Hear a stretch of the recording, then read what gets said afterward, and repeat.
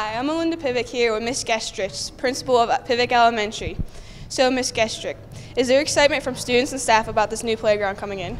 The students and staff are very excited. We have been counting down the days until build day today. They have been working all summer. There was a group of students that came together to formulate the ideas of what equipment should be put in.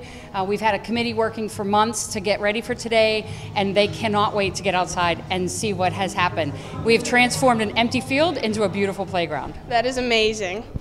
So, why is it decided to put the playground in now?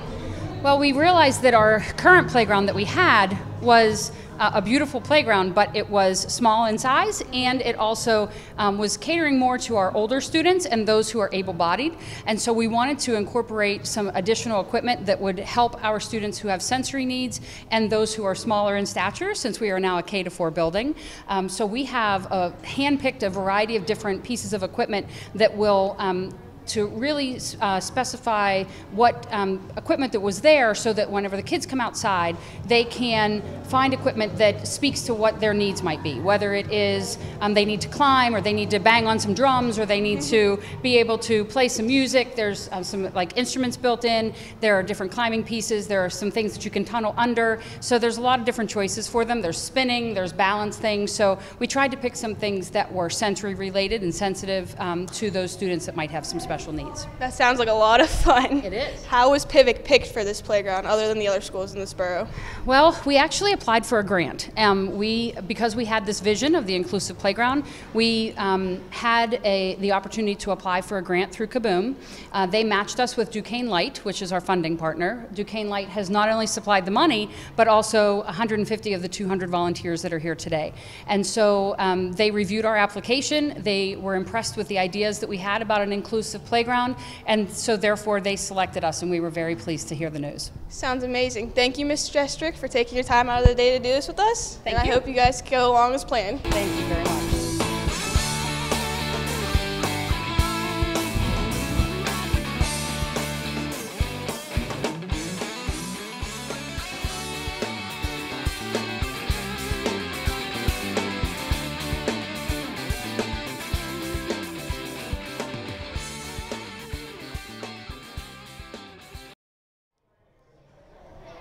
Hi, I'm Melinda Pivick here with Amy Bocherry, the one who put this all together today. So, Ms. Bocherry, what were some of the steps you had to do to get this all together? I was just in charge of recruitment, so I had to get upwards of 100 community members to volunteer. Duquesne Light provided about 130 volunteers, and I had to get anywhere between the 70 to 100 more to get today to happen. It was a lot of social media, it was a lot of word of mouth, and it was a lot of community just being very excited about it, and it filled up pretty quickly. Sounds like a lot of volunteers on your hands. There was a lot of volunteers today. So, how dedicated were you to getting this done for the school? It was very important to me. I am a mom of 5 little girls. I have 2 currently in the school, and I have 2 more still at home. So it was important for me to have this done for the school, so that my kids could all play with all of their classmates, the current ones here and the ones that are yet to come. And it was important for them to realize that play matters for everybody, and all play is important. We all appreciate that. So, how hectic was it been for you for the past 4 months you've been doing this? The last couple months have been incredibly hectic. Today has been really hectic, but overall everybody came with a positive attitude. Everybody was willing to work. Everybody came excited and happy, and even though there was over 200 volunteers outside, they got it done in under the time that we had said we needed it done by. Well, that's amazing. We all thank you for your dedication to this, Thank you. and we hope it all goes as planned. All right, thank you.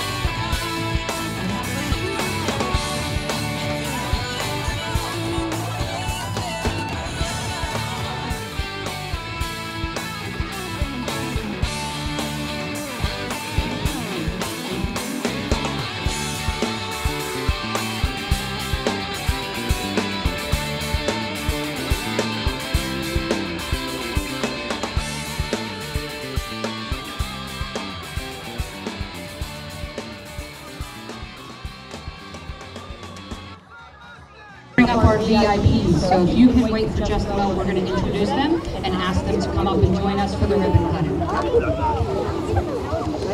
First, our first VIP is Dr. Brendan Highland, Superintendent of Colorado School District.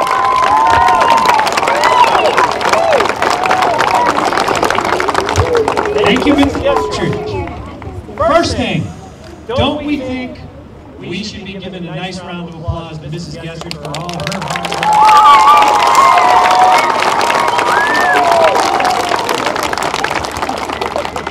There were a ton of hours put into this, all the paperwork, all the phone calls back and forth. Sometimes people don't get to see all the hard work that goes into actually making this happen. This is the physical part of it, but there was also a lot of paperwork and a lot of getting permissions and phone calls, and so she did a fabulous job organizing this with the entire playground committee. So let's give the playground committee a nice round of applause.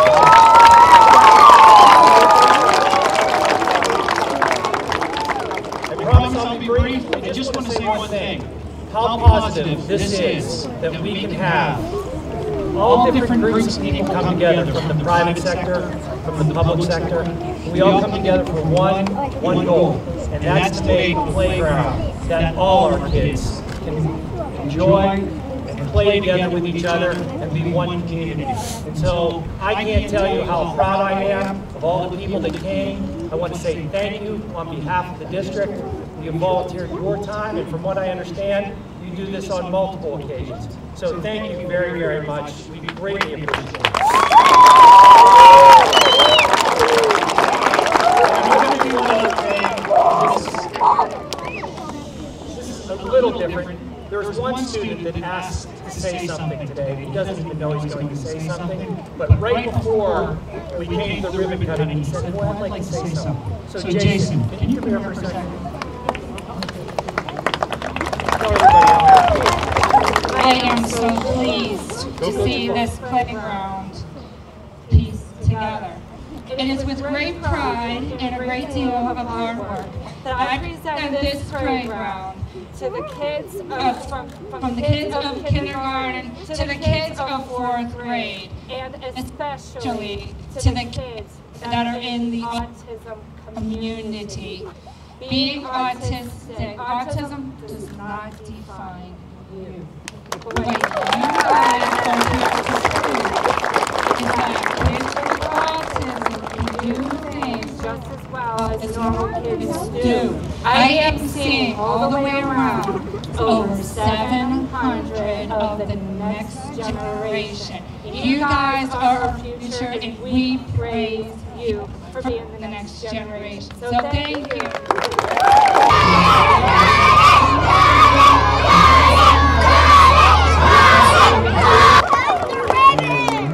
On behalf of Habitat for Humanity, John will be returning.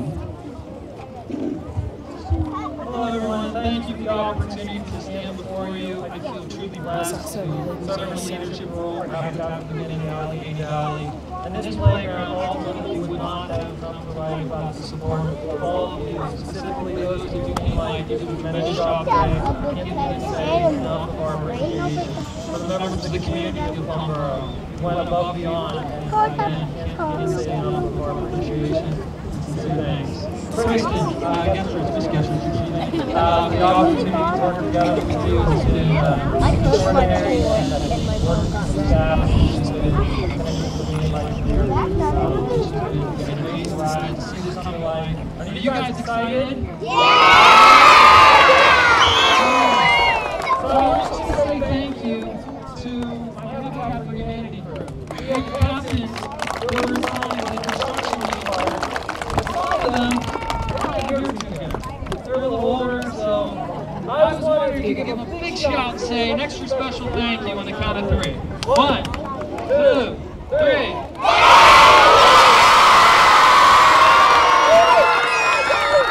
That was pretty good. I do appreciate it really well. So guys, thank you from the bottom of my heart, and we look forward to working with you guys again in the future. Enjoy the playground. One more person. And it's the most important person right here. This is the CEO of Duke Lights, who brought all the volunteers out. So we have Mr. Rich Riazzi.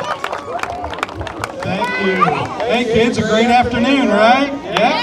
Yeah.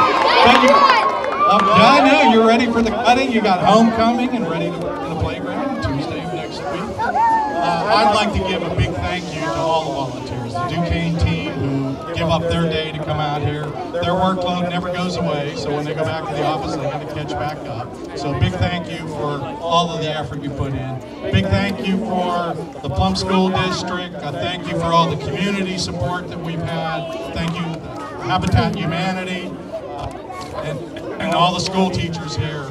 So a big thank you. At Duquesne Light, we're fortunate to be in a position where we can work and give back to the communities that we serve. So it warms all of our hearts to be able to provide you these facilities for these kids to enjoy. So have a great day and thank you. All right, kids, now it's time. Now it's time. Give me a chance. Give me a chance.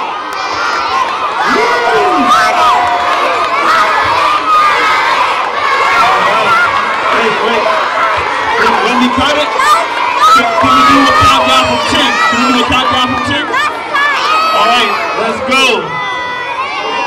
You ready to cut? All right, go. 10, 9, 8, 7, 6, 5, 4, 3,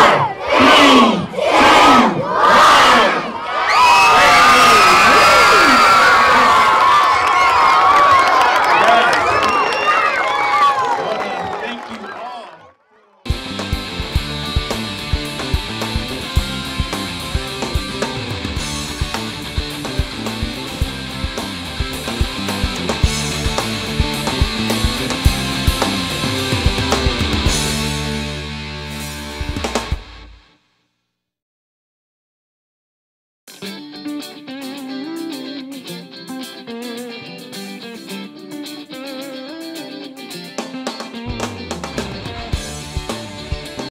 Mac Miller was born January 19, 1992. Everyone knows him as the famous rapper from Pittsburgh. Like a sparkle of sunshine, you glisten upon the earth. This bench is located in Frick Park, where Mac Miller spent most of his younger childhood. He was 17 when he signed at Rostrum Records in 2010. Within that year, he released his first single, Knock Knock. From this, he got worldwide recognition.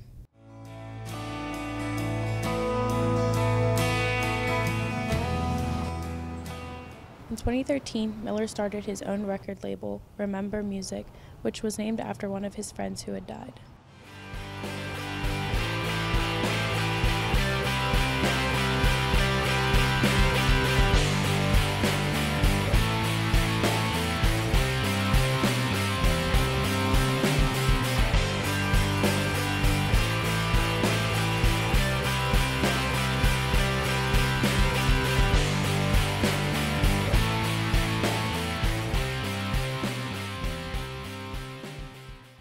Mac Miller struggled with drug addiction. Sadly, it took his life on September 7, 2018, but we are still left with the legacy of Mac Miller.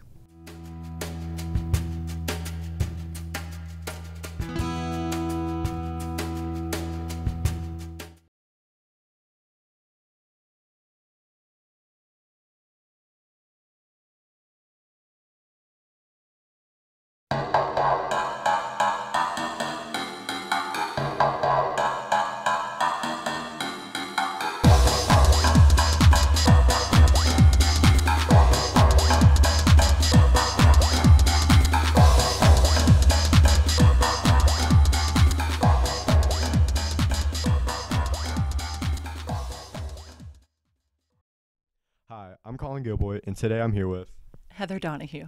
How are you today? I'm good. How about yourself? I'm pretty good, thanks for asking. So we're here at Pugliano's, and I'm going to ask her a few questions. The first question is, so is there anything new about Pugliano's or the business, and if so, what? Currently, we're planning getting ready for our Thanksgiving holiday. It's one of our biggest days of the year here at Pugliano's. We do a grand buffet in-house where we have 800 to 1,000 people, and we do take out turkey packages to go as well. That's awesome. Sounds delicious. What are you most passionate about in your job? Quality, good food to the guests and good service as well. I've been here a few times, can tell you the food's good. What made you decide to want to help and run this establishment? So I've worked for the owner, Gary Pugliano, for close to 30 years.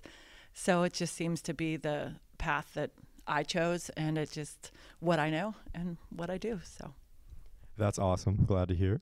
What type of management style do you have?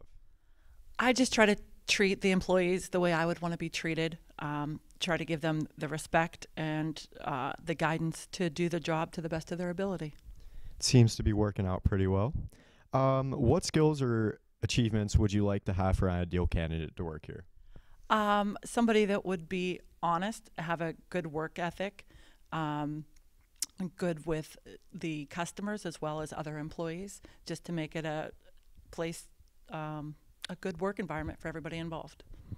That's awesome. Who do you consider your top competitor locally and why? Top competitor locally, I would say 80 Acres down the street. It's another independent restaurant that has good food. You know, they have the same concept as wine and cocktails and dinner. Yeah, they do a nice job. That's interesting. Hopefully you guys are doing your best to beat them out. What's your signature dish and what makes it so special? Anything Italian. Of course, we're an Italian restaurant, so we just use good quality ingredients, and then Gary's expertise in the kitchen seems to work for us. That's awesome. Well, I'm Colin Gilboy, and we're here at Pugliano's. Till next time.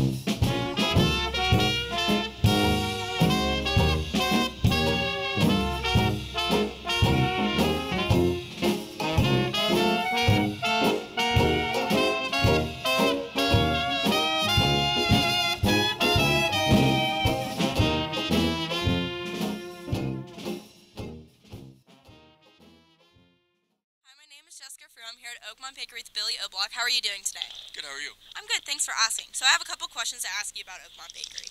So what are your hours of operation? So we're open 7 days a week.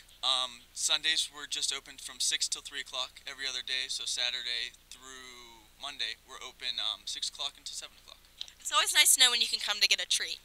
So my family and many other families that I know love Oakmont Bakery, and we always get it for all of our events like birthdays and Christmas and around the holidays. So what do you think has made it such a staple for people to have it in their house? I think first off that it's been here for so long, so everybody knows about Oakmont Bakery. If you're from Pittsburgh or even if you're from outside of Pittsburgh, you have family in Pittsburgh, you know about Oakmont Bakery. I was at a bakery down in California. It's the most famous bakery in America, and even down there, they have 5 stores. They didn't even know what the famous bakery was down there. When you walk around with the Oakmont Bakery t-shirt on, whether I leave work and I go to the grocery store, everybody always asks, where's my donuts at? So I think it's a combination of price and of how good our products are. Everybody loves it. I would have to agree. So what is your favorite part about your job and your least favorite part of the job? Definitely the favorite part is trying all the new stuff that comes over. The bakers are always trying something new. We have over 200 products, and it's growing every single day. The least favorite part of my job is probably leaving behind the temptation to try everything. Yeah, I would have to agree. That seems like a good job. So over the years, what do you think has been your biggest seller, and what is your personal favorite treat from the bakery? Best seller is definitely the Oakmonter. I can't speak from I've been here for about a year now. It's the Oakmonter since I've been here, and I think that it has been before that, and it will continue to be. It's our signature cake, cheesecake fudge chocolate cake. If you haven't had it, you got to try it. Awesome. So take me through the process of coming up with a new idea, maybe to sell some baked goods, and then being able to sell it. So what we really look at now, so we got our established products that are always going to be there. But now what we're looking at is like is opportunities. So like if there's a Super Bowl going on, or if the Penguins are in the playoffs or something like that, we're gonna make cookie cakes that cater to the Penguins or sporting events. With the royal wedding, we made the actual royal wedding cake with the exact cake. We don't know how it tasted compared to theirs, probably better. But that's just kind of the thing. Like we have our established products now, so anytime we bring something in new, it's going to be, a product that takes advantage of what's going on in the world right now. That royal wedding cake sounds amazing. So can you talk to me a little bit about the new location in Oakmont and when it is set to open? So it's set to open in January. I don't know the exact set date. It's supposed to be done before then, but because of the holidays and stuff, we don't want to get in there and be unorganized. As far as I know, it's going to be about 4 times the size of this location. We're going to expand everything. So hopefully we can have products that cater to every single person. I'm sure that we're going to have more products, even more products, more space, more seating, a gigantic kitchen, so you can probably get breakfast, lunch, and dinner. I wish I had more information for you. But that's all right. We can't wait for it to open. So our last question, since Oakmont Bakery has been so successful in the Pittsburgh area, do you think there will be any more locations in like the surrounding areas and even beyond? I know that that's not the intentions as of right now. We're going to try and perfect what we have. Even though it is very good, there's always room for improvement with any business. So once this gets established, we'll see where it goes. Like I said, it's definitely not the intention, or that's not what we're going for right now. But once we get to this new location, who knows? We hope the best for you. So thank you for taking time out of your day to sit down and answer a couple questions for me. I wish the best of luck for Oakmont Bakery's future. Thank you.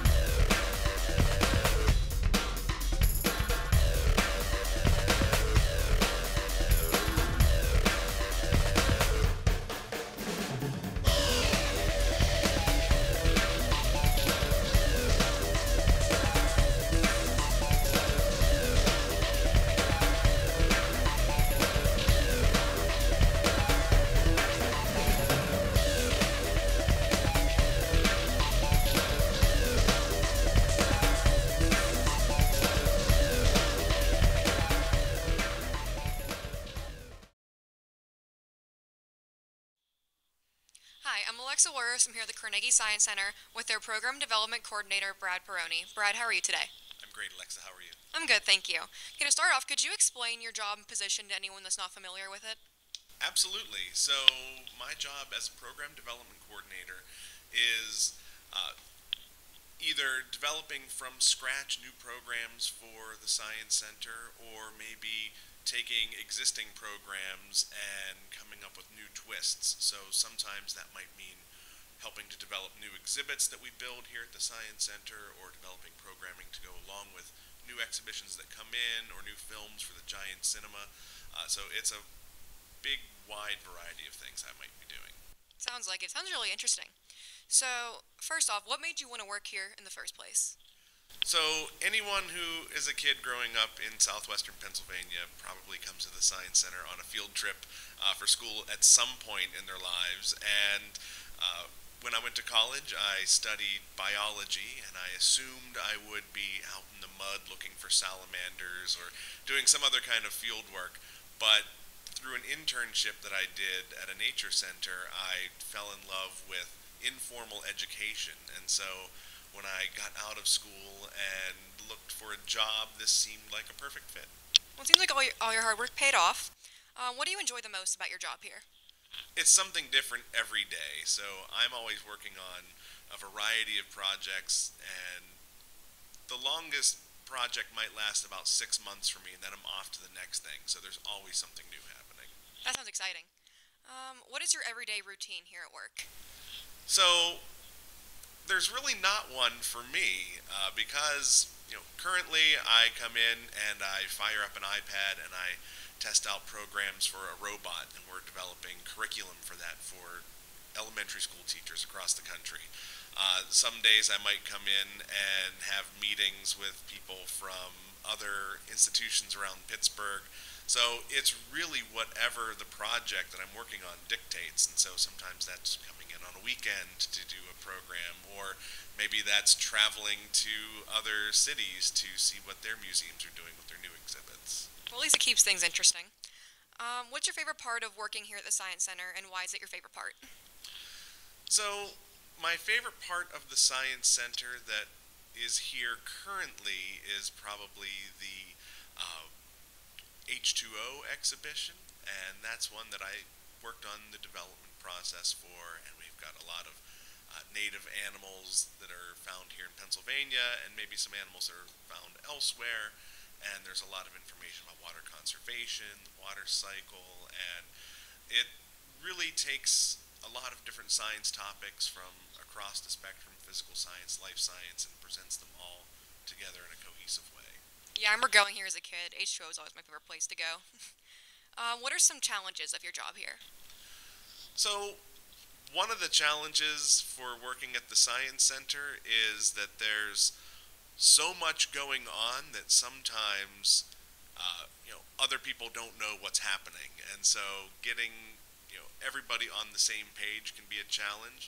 And another thing, museums like the Science Center and other Carnegie museums are all nonprofit institutions, and so we have to pick and choose what projects we want to do based on the budget. So we would love to reach for the sky and do all the amazing things that we can think of, but sometimes we have to make realistic, hard choices on what our priorities are going to be. I can see that can be challenging.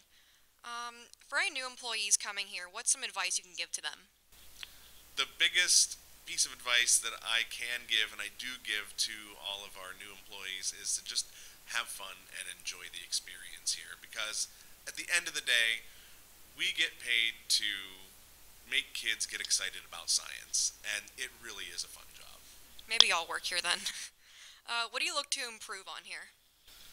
So one of the things that I'm always working to improve is how we train our new employees, and specifically the science knowledge that everyone has. And so whenever people work at the Science Center, not everyone comes from a background of studying science in college. So some people come here after studying drama, or they might have studied history, and so making sure that everyone has the most current, top-notch science information is one of the things I'm always looking to improve here.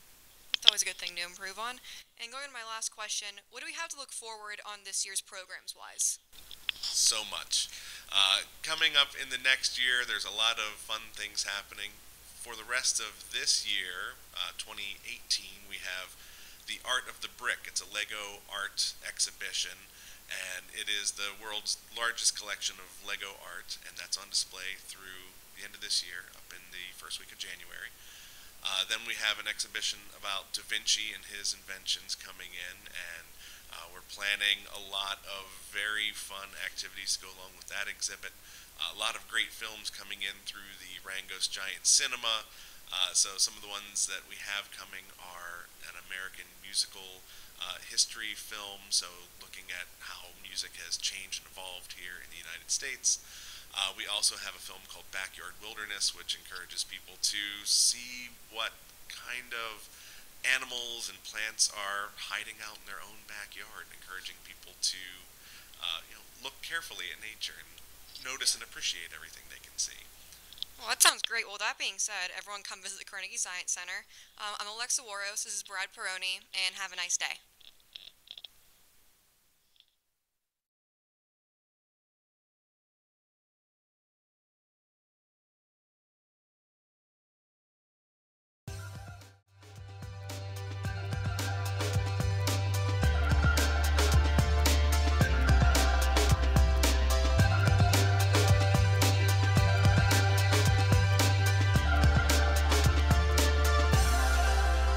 It's the time.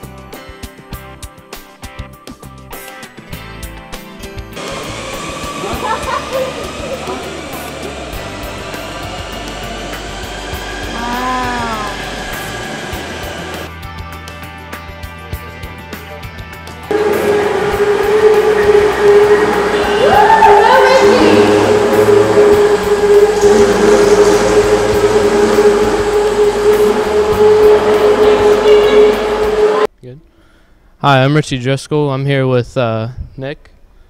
So I'm going to ask you a few questions about the go-kart. What are your hours of operation? Noon to 10 on weekdays. How long have you been working here, and do you enjoy it? I'm working here 5 months. Pretty fun. Do you have to wear anything particular to work? Just a t-shirt. Is there any specific time you guys get busy? Saturdays. Like Saturdays and Wednesday evenings, because Wednesday evenings we have the unlimited racing. $50 a person. It's from 6 p.m. to 10 p.m. as many races as you can get into. So it gets pretty packed in here. Do you guys test the go-karts, and how fast do they go? Yeah, we test them every morning before races begin, before we open. And they go between 35 and 40. Is there a certain age you have to be to drive the go-karts? 10. 10 to 12 is junior races. They go about 25 miles an hour. And then 13 and up is considered adult. So they go the full speed. Well, that'll be it for today, but thank you, Nick. Have a good day.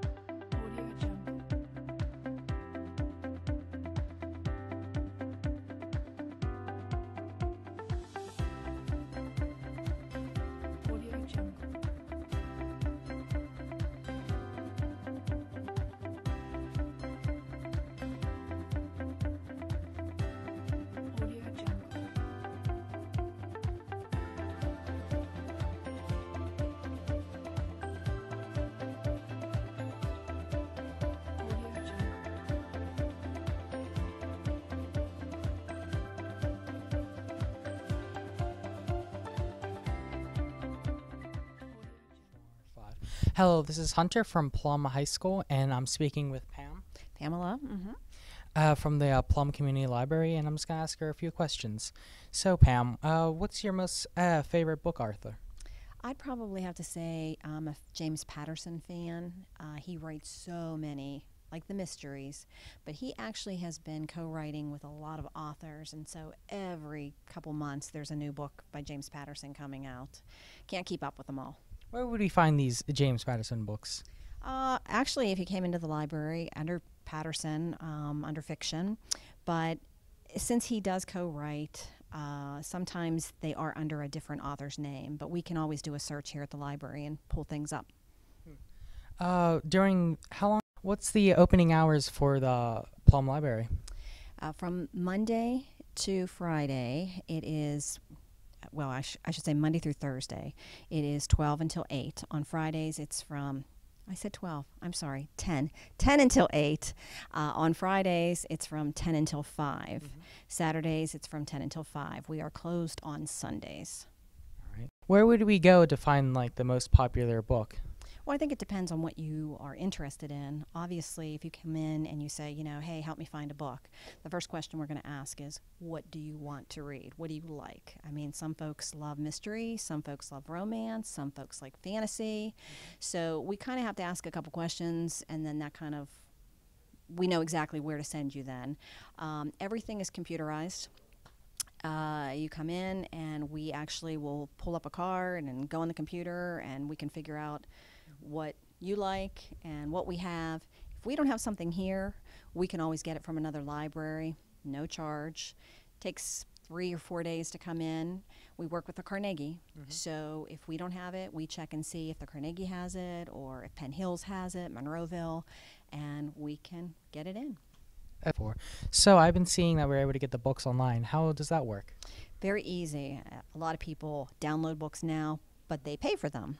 Well, if you have a library card, you can do it for free. So all you have to do is go to our website, plumlibrary.org, and follow instructions, and you'll plug in your library card, and you'll be able to download it to your device.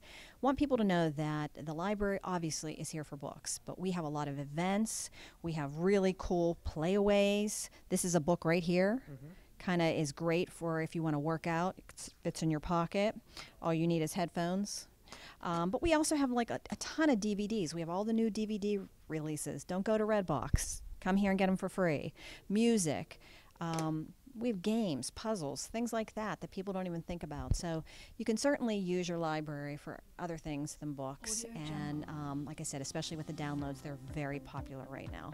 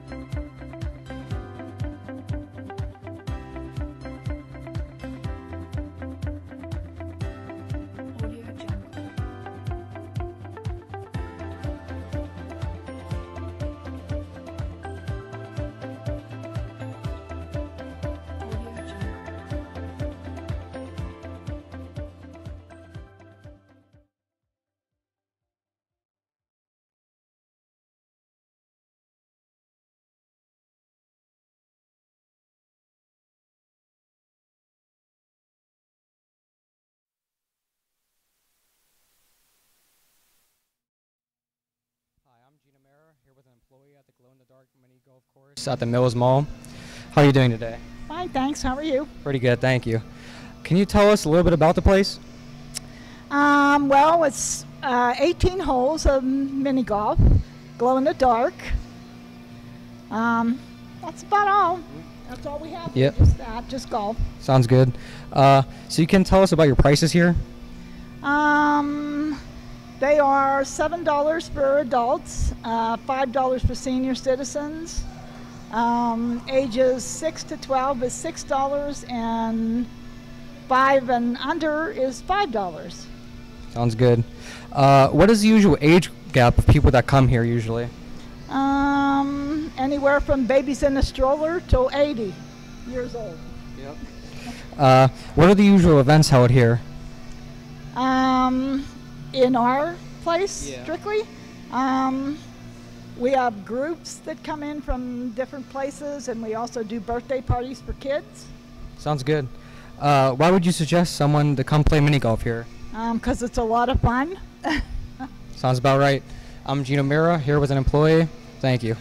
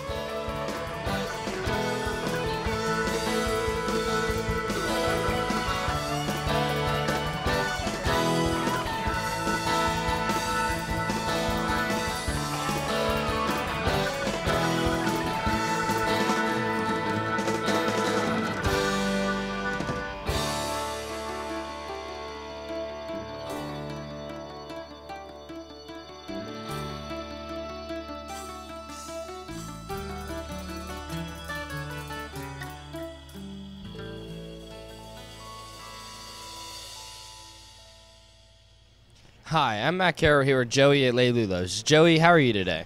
I'm doing good. How about you? I'm good, thank you. So, how long have you guys owned Leilulos? My boss, Peyton, she's been the owner for about 3 years now. Awesome. Do you guys know the significance of the name Leilulos? Yeah, actually, the previous owner who she bought it from, his name was Lee, and he had two sons whose name were Luke and Logan, so they took the first parts of their name, Lee, Luke, and Logan, to make Leilulos. Nice. What are you guys' busiest days normally during the week or weekends? Definitely would be the weekends or any time that there's a sporting game. Okay. Do you guys have any various deals for the sporting events? Yes, we do. All of our deals are posted on Facebook, so anyone can check them out for any game, anytime. Awesome. So what's your guys' biggest item, would you say? I'd have to say the Splitsburg, probably. It's a half of any pizza on each side, and then split with garlic knots down the middle. Awesome. Well, folks, you heard it here first at Leilulos. Have a nice day.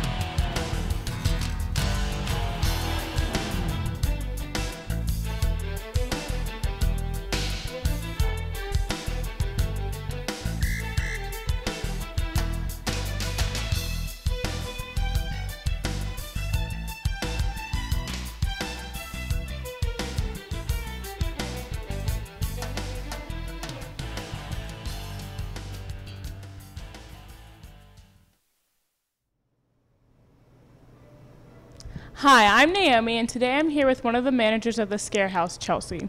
So, Chelsea, how are you doing today? I'm doing well. How are you? I'm good. Thank you for asking. So, what are your hours of operations on the days that you guys are open? So we're open Thursday through Sunday. On Thursdays we open at 6 o'clock, and then we try to close around 10:30. Fridays and Saturdays we're open from 7 to 11:30. That's cool. And what does it take to successfully run a Scare House? You know, we're a huge family here, so we do a lot of teamwork, a lot of, actor exercises. So the main thing is to be coachable in this environment, because that's what we really want you to succeed, and we really want to put off the best show as possible. That sounds awesome. How many employees do you guys have?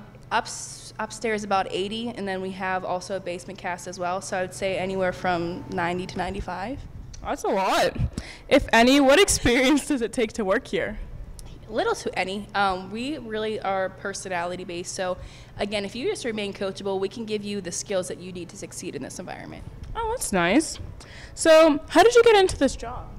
So about 5 years ago, I started here at security, and I would close the basement a lot, so I got really familiar with the employees here and the staff.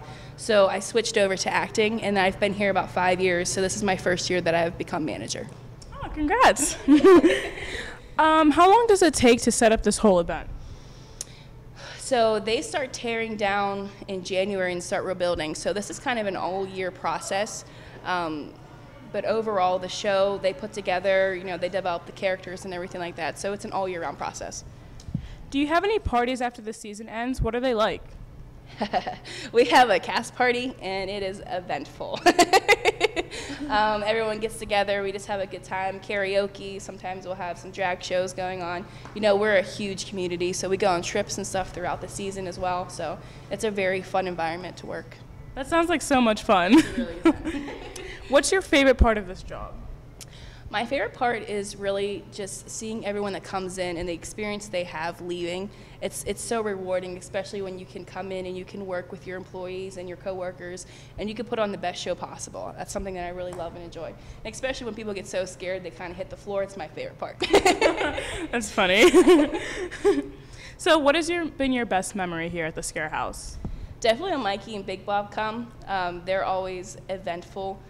Mikey came into my room one year and kept telling me he had a fart, and then he just farted walking out of my room. So it was a great experience. he's a hoot, man. That's hilarious.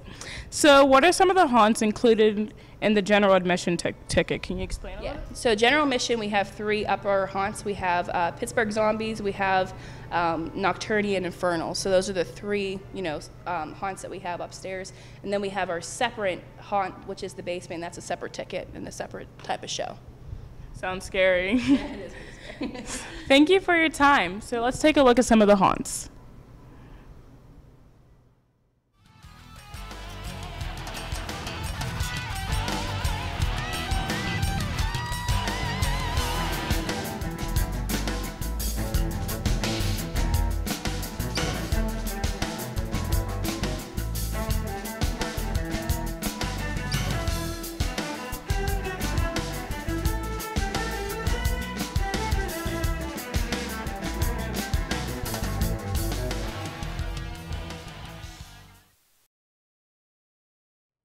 I'm Cassidy Schreckengoss, coming from the Scare House located in Etna, PA with Noah. How are you doing today?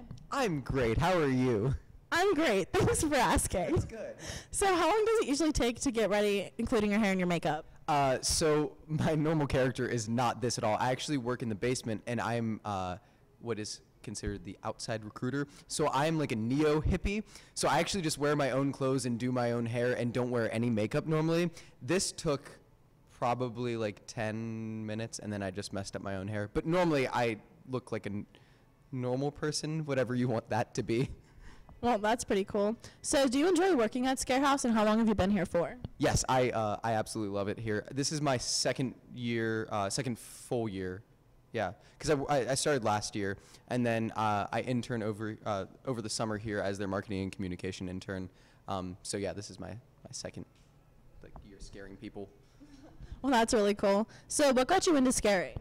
I don't know. I guess since I was a kid, I kind of just like to jump out and scare people, and I've always loved horror movies and stuff. So I think it's just been like a fascination of my life. This is actually the first haunted house that I ever came to when I was like 12 too. So, yeah.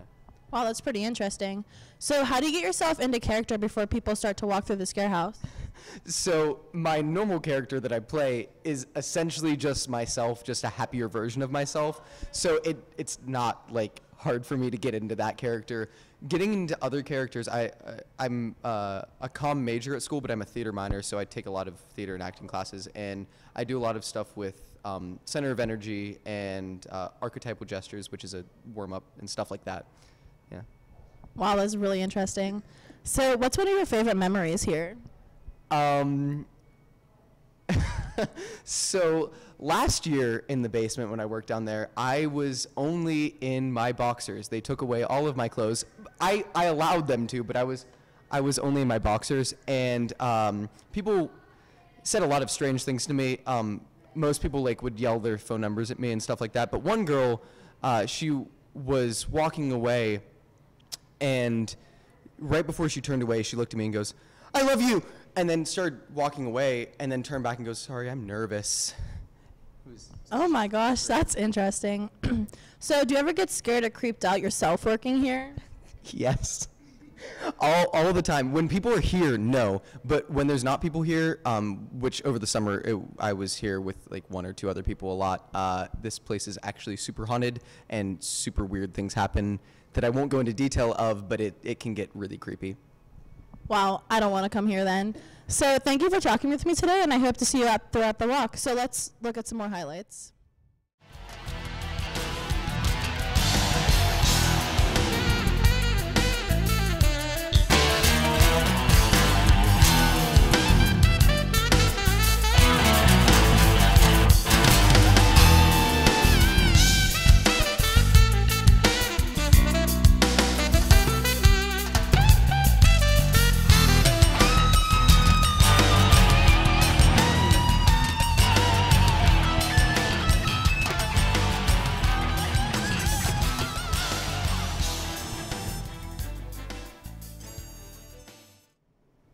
Hi, I'm Angelina Diolis here at Scare House located in Etna, PA, here to talk with Courtney, one of the many scarers. Hi, Courtney. How are you doing today? I'm doing pretty well. So, how long have you been working at Scare House, and what got you involved here? So I've worked here for 3 years, and I just really have always loved Halloween and going to haunted houses ever since I was a little kid. And I always wanted to work at one, but there weren't really that many where I used to live. So as soon as I moved to Pittsburgh, I applied here like almost right away. Well, that sounds very enjoyable. On average, how long does it take you to get ready, including your hair and makeup? So for this zombie specifically, it doesn't take long at all, like only like 15-20 minutes. It's pretty easy. Yeah, that seems pretty fast. Do you have any favorite memories of working here or anything that stands out to you?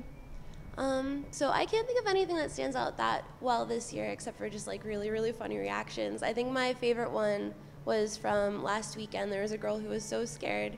She was running through the hunt telling all of the zombies, "Please don't hurt me, I'm a ginger, I'm one of you." And it was so hard not to laugh. I completely understand where she's coming from. Are there any specific rituals you have that help you get into character? I don't really have any specific ones. For this year, I've been watching a lot of zombie movies to try to like decide how I wanted to act, because I wasn't sure how to act like a zombie. To become one of them. On the last day of the season, does the cast get together in any way to celebrate? We don't have anything specific right on the very last day. Usually we'll go out to eat, like go to Eden Park or something together, but a few weeks after the season, we usually have a party. Well, that sounds enjoyable. And do you have any behind-the-scenes secrets that nobody knows about?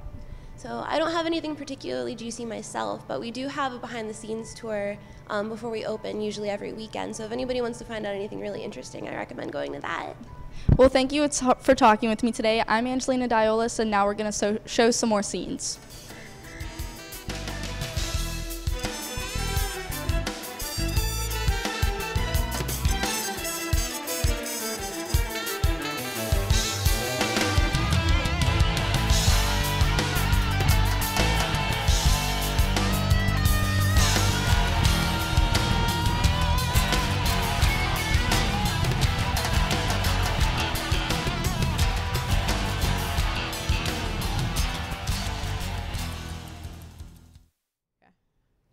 Hi, I'm McKenna Leisfer here with talk show host Mikey and Big Bob. Guys, how are you today?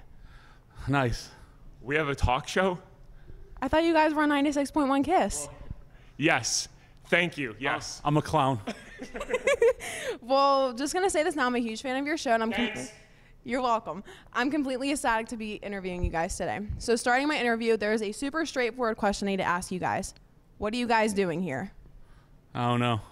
Scaring people. We come here once a year and scare people because we like the Scare House. Hey, that's a good point. So how long have you guys known about Scare House, and how long have you guys been coming? What is this, like our 4th year? 5th year? 4th or 5th, yeah. We've known everybody that runs Scare House for a while Yeah. now. So there's like, you guys want to come play? And we're like, yeah, we'll come play. So they dress us up like clowns, and we try to scare the pants I just won't go in the basement of this place. I don't want anything to do with the basement. We've never been in the basement before. You have to sign like creepy waivers to go in the basement. I don't Yeah. want anything to do with the basement. They're like, oh, why don't you guys go in the basement? You know, like, you guys can work down there. I'm like, I don't even want to work down there. I don't even smell down there. I don't even look down there. I don't want to go in the basement. So they dress us up like clowns and put us in the middle. Well, that's a good point. What is your favorite parts of the house and why? I like just getting makeup put on. Yeah. I think we're actually getting makeup put on and getting dressed like clowns more than we are in the actual haunt. But it's always great when you just really scare the crap out of it. There was one point where there were like a group of people and they all ran in different directions, and like some people ran out the exit, which isn't really an exit. Some people were running into walls. Yeah, running into and walls. Some people were like holding each other. Like people were, it was like, it was a mess. There was like 10 people and like 2 of us and then 2 other people. So there's like 14 people and we're just yelling and people are running on. That was the best part. And I'm sweaty. Well, it sounds like it's a lot of fun to be down there. You both have younger children. Have they, or do they want to come to the Scare House in the near future? My kids, no. I go home in this full makeup and scare the crap out of them. I think my daughter would, because she kind of likes scary stuff, like the movie It, different things like that. She'll watch Stranger Things and stuff, but she's like 11, so we're kind of like, yeah, I don't know yet, but maybe. Definitely no basement. No basement.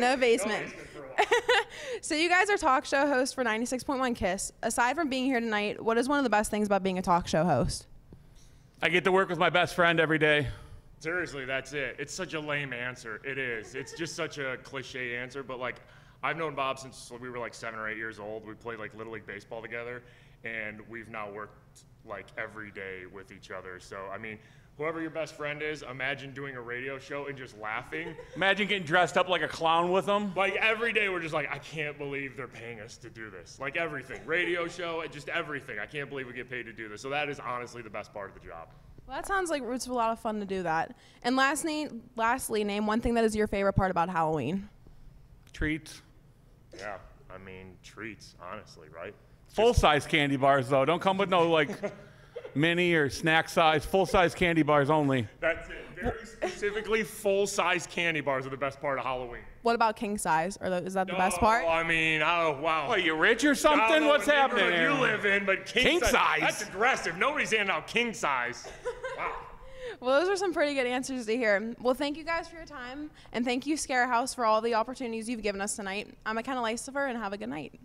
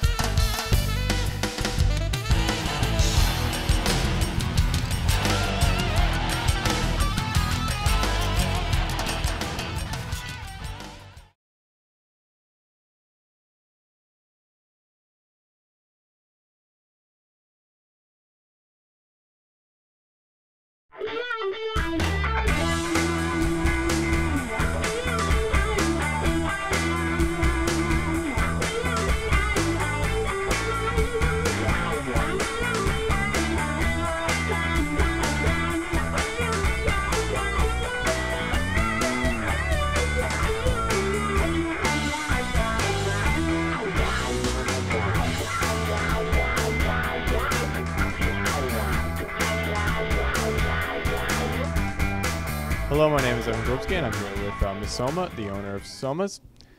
How are you today? I'm doing well, thank you. All right. So I'm going to ask her a few questions about Soma's business on its own. So how long has Soma's been in business for? Well, at this location, we've been here for 15 years, but we've been in business for 40 years. Interesting. So are you celebrating anything next year, or are you going to be celebrating an anniversary of some kind?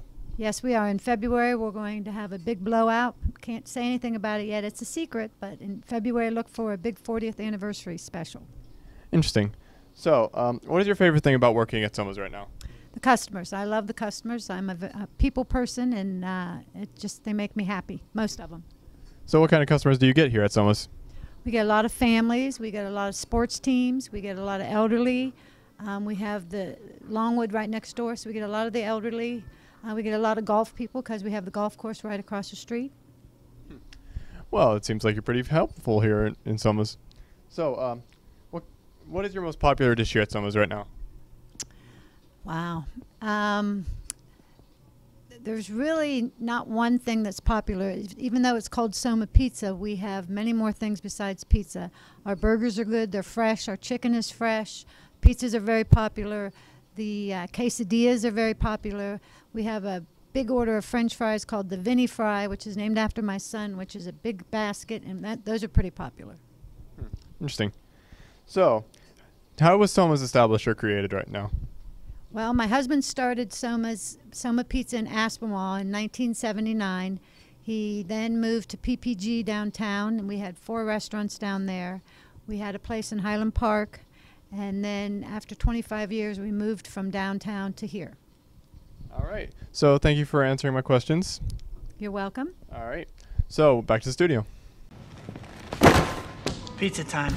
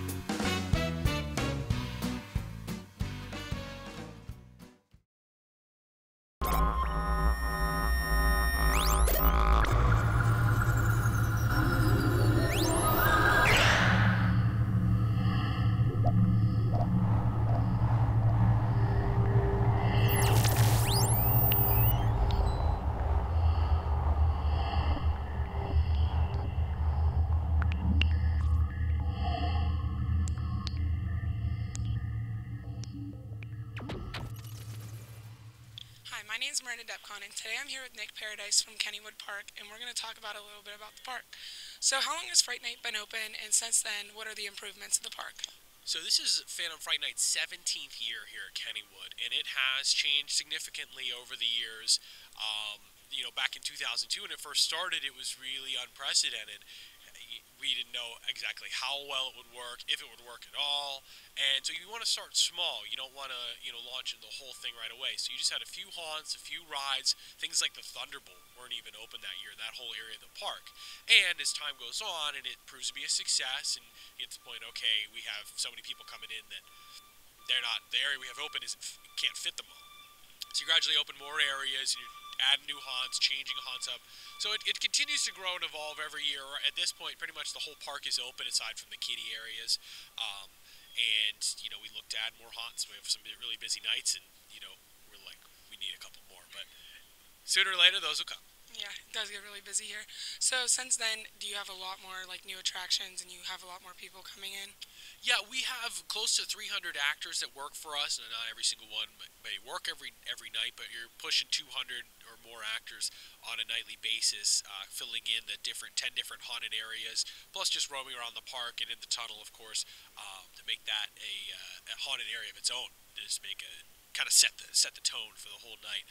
And, we always look to how can we expand the offering and how can we make it better. So we've added things like the pre-scare dinner on Saturdays where you can come in early, you can get all-you-can-eat buffet, and then you get early access or front-of-line pass for one of the haunted areas. So those kind of things, we're always looking for ways to add the value to our guests to improve the experience, and we'll continue to do that going forward. That's super cool. So how long does it take to get the whole park set up for Fright Night each year?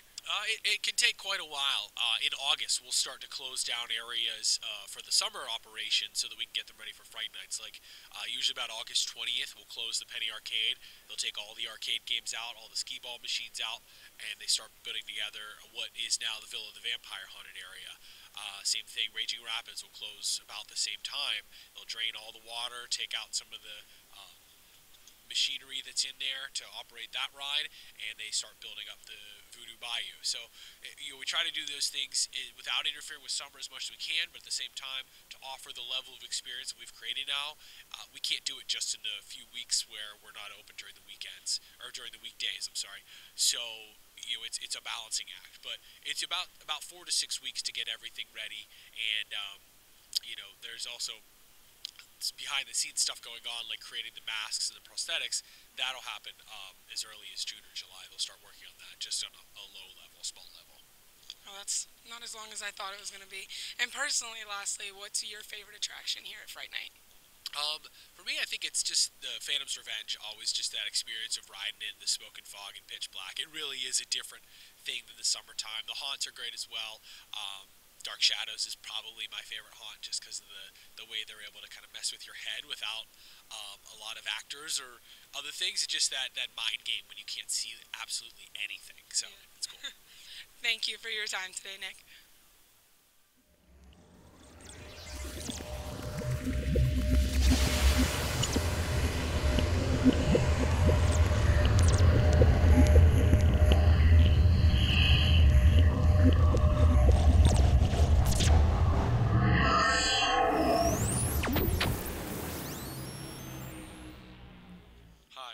Anthony Del Mastro. I'm here with Chris Pope at Kennywood Park, and we're going to be talking about his makeup artist. So, how many actors work each night? We actually have about 280 actors here, but only about 70 or 80 get makeup on each night. It takes us about half an hour each actor, so it takes about 3 to 4 hours to do every actor and get them out here. Wow. So what made you want to be a makeup artist, and what made you bring your talent to Fright Night? Well, when I was in 11th grade, my advisor sat me down and he's like, "Hey Pope, what do you want to do for the rest of your life?" And I said, "Well, my favorite classes are lunch and art." And he goes, "Well, you can be a chef, you can be an artist," and I actually wanted to become an artist because I like working with my hands. So we got a portfolio going. I got accepted to the Art Institute of Pittsburgh, went there for 4 years, and I realized I really needed to touch up on my makeup because I wasn't that good. I didn't think I was that good. So I applied here, and it seemed like after the 3rd year here, I became manager because I was doing everything so well, and now I'm training about 18 makeup artists every year. Wow, that is very cool. So how long have you been working here at Fright Night? So this is actually my 10th year. Like I said before, my 2nd year I was made supervisor, and then 3rd year made manager, and then after that it just kind of all rolled in to the point where everybody has their own makeup kit, and everybody is just enjoying putting makeup on everybody now. Wow. So lastly, do you have a favorite character that the actors do each year? My favorite character is actually, his name is Nick Cardos. His character name is Sparky. He actually has knee pads, and he puts metal on gloves, and you can also put flint on the knee pads and gloves, and he slides and it sparks. And he also runs around with a chainsaw too. And to see these people run around and scream, it brings some joy to my heart. So I really like the character that he brings, and I love it every year. I look forward to it. Wow, that is very cool. Thank you, Chris, for your time. Thank you, guys.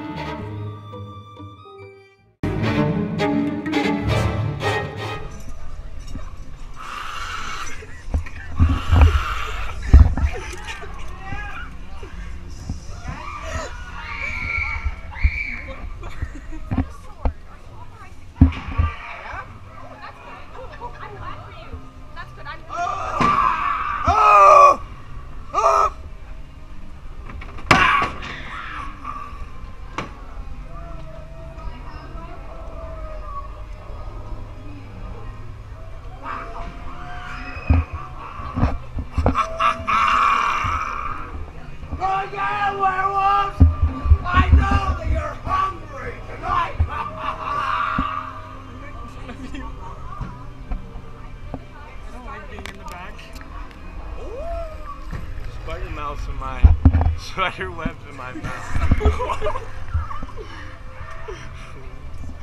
Get me out of there, cuz. God. Dude, I'm actually kind of scared. There better not be anybody in here.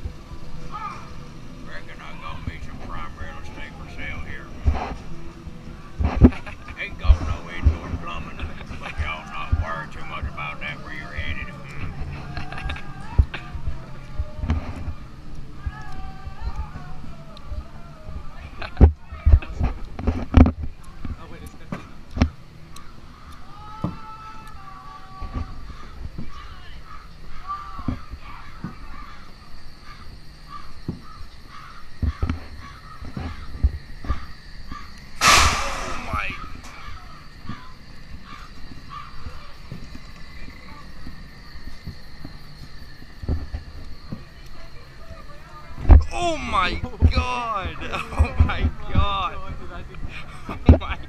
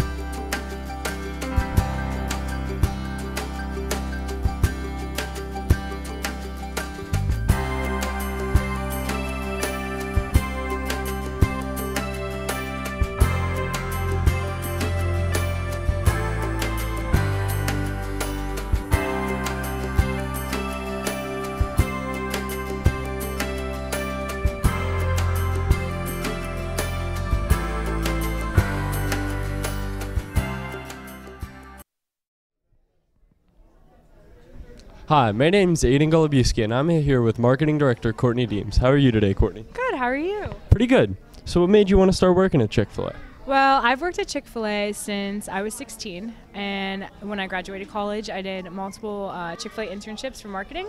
So now it is my full-time marketing career. I love working here, I love the people here, and I love the brand, so that's why I stuck around. Wow, that's really awesome. So what are the things you do as a marketing director? I don't have an average day. I can be doing anything between working on donations for organizations and schools, doing interviews for Plum PHS kids, doing spirit nights, being in the community. I work as the market also, so I deal a lot with the Pittsburgh Penguins and the Pirates. So my day, it varies. That's awesome. We really appreciate the stuff you guys do for us. So do you guys work with any other Chick-fil-A franchises, or is it like a singular thing? So each Chick-fil-A franchise has its own marketing department. So I work here at the Monroeville one, but also I work with the market. So I work with Chick-fil-A marketing directors from all over Pittsburgh. Wow, that's awesome. So we all know it's a thing that everybody's so polite here. Why is it so important for them to be like that? It's a part of our brand, and it's good for the kids and the team members here to learn how to be polite. My Pleasure has always been around since we opened, so it's part of our brand. We uphold the tradition. That's awesome. We all love it. So how many different groups do you guys have for like the schools and stuff? We work with schools all in the area, between Plum, Franklin, Gateway, Penn Hills, the Propel schools, Woodland Hills. We work with all the schools. We host fundraising events here at the store at least twice a month, and then we're always a face at the school, so you can find me or the other marketing director, Rich, at the school at least once a month. Wow, that's really awesome. So we all know you're a Plum student. What was your experience with Plum High School? Plum High School. I graduated in 2014. I was a Plum TV kid. I was fortunate enough to carry on my TV experience at IUP, where I was a communications media major. I couldn't have done it without Plum. I had the best time, best education there possible, and I love the Barot family. That's awesome. Well, thank you for your time, and back to more highlights from the Chick-fil-A at Miracle Mile.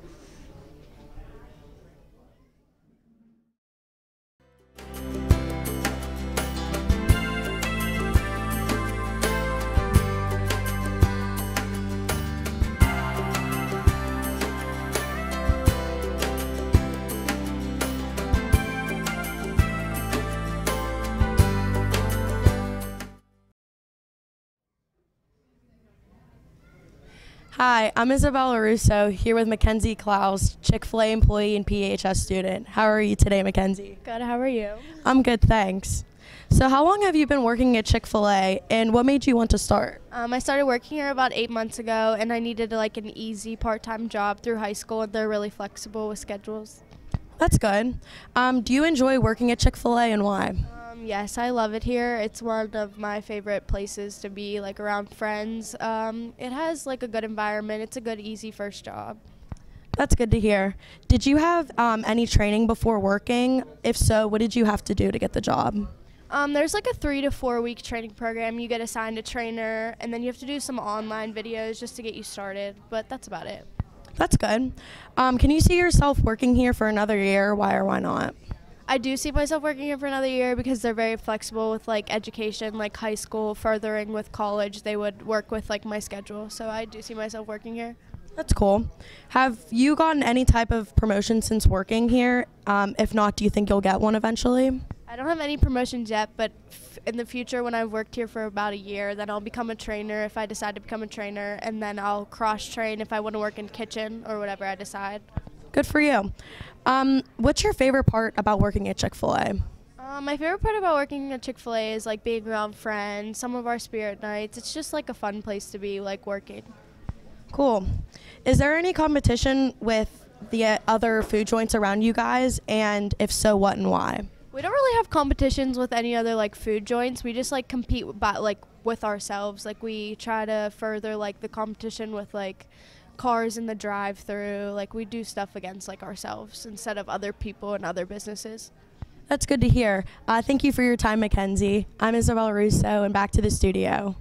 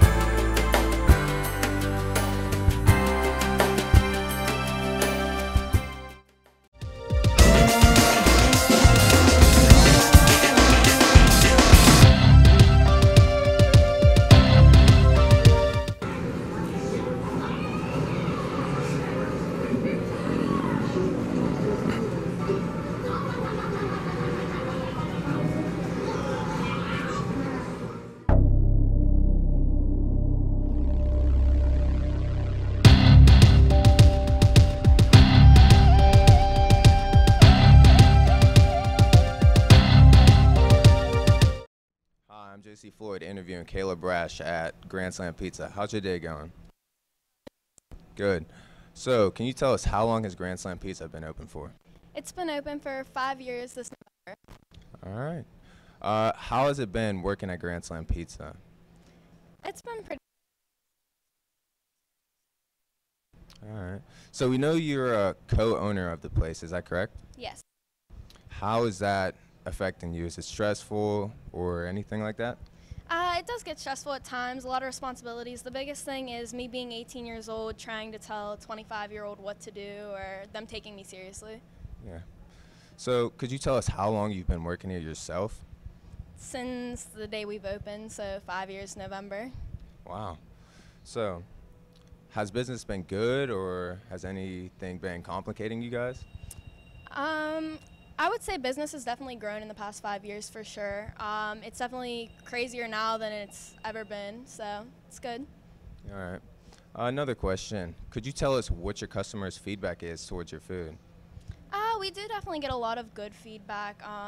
People really like our subs and obviously our pizza, but good feedback. All right. And is Grand Slam plan on going worldwide at any time soon? I definitely wouldn't say worldwide just yet. Maybe more locations than Monroeville and Plum, so we'll just have to work with that for now. All right. You heard it here first.